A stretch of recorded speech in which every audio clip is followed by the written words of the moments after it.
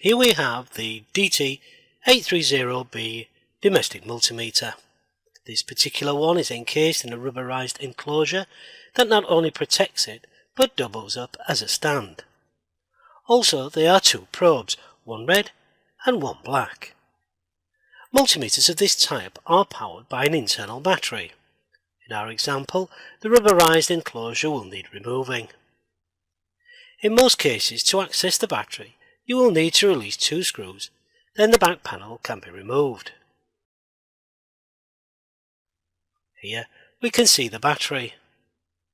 In our example, it is held in with just two pins that also act as the battery contacts. It simply just slides out.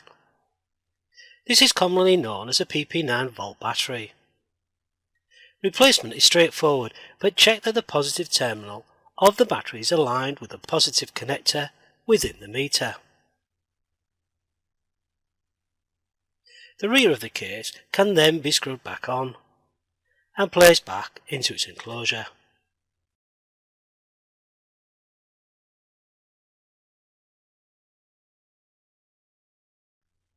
This is the display that shows the readout. A centre rotating switch that allows you to set the meter at different settings. We can see how it can rotate in either direction. The centre position is the off position and should be selected when the meter is not in use. Here we can see a socket and three more on the other side.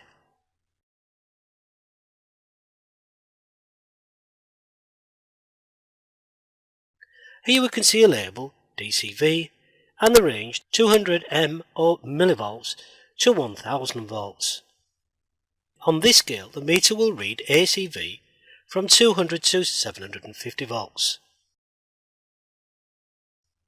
This range will measure DCA from 200 microamps to 200 milliamps.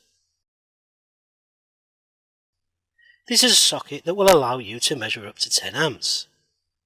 This is a setting to measure the gain factors of transistors and is used in conjunction with this socket. Here we can also measure diodes. This setting is for resistance and will measure from 200 ohms to 2000 kilo ohms. Once again, when not in use, the off position should be selected. These are the two leads we saw earlier. One is red while the other is black.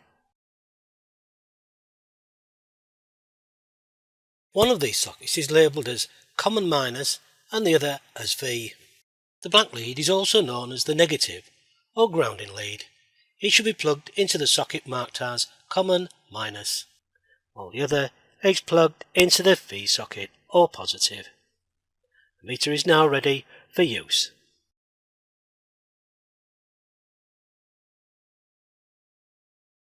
Here we can see a selection of dry cell batteries.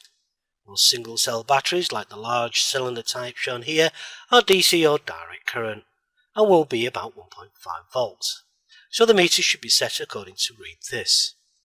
Before we connect the probes, we should identify the positive terminal on the battery. This is usually indicated by a plus sign that we can see here. Since we wish to measure the voltage and the battery is DC, we should use the range DCV. Let's select the lowest range of 200 millivolts and we can see the display immediately reads 00.0 before we measure the battery voltage. Place the red lead on the positive terminal and the black lead on the other terminal or negative. That has shown a reading 1 followed by a full stop. We shall see what this means a little later. Now let's select the next range up, and this time the display reads 000 before we measure the battery voltage. Here we have a reading of 1565. Switching the meter to a higher range, 20 or 20 volts, and we have a display of 0.00. And this time the battery reads 1.56. Again we shall switch it to the 200 range, and this time the display reads 00.0. The battery now reads 1.5. And finally we change it to the 1000. The display reads 000 and also HV. This gives us a reading of just 1. Remember to switch the meter off when not in use.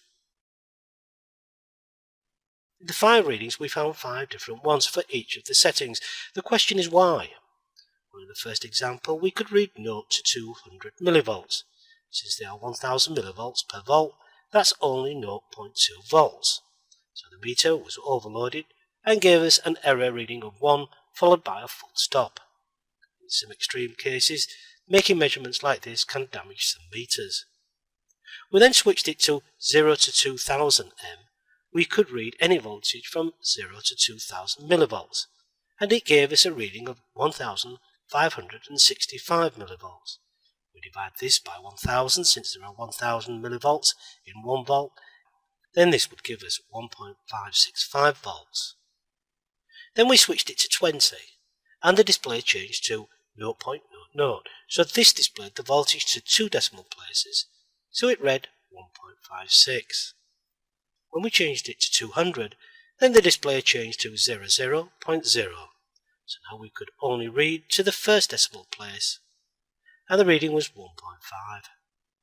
At 1000 volt range there were no decimal places, so it would only display volts, so it read 1 volt. You will also remember that it displayed HV. This is an important point since when it was set to 2000 millivolts, the display was also the same. So we need some other indicator to show us that we are reading HV or high voltage. The point here is if we wanted to display 2, 1 or no decimal places, we would select the correct range. One final thing before we move on about the display. What would happen if we used the positive probe on the negative terminal and the negative probe on the positive terminal? As we switch the meter to a range, in most cases it will be 0 to 20 volts. We will reverse the probe connections. Notice now that we have a minus sign that has appeared indicating the wrong polarity.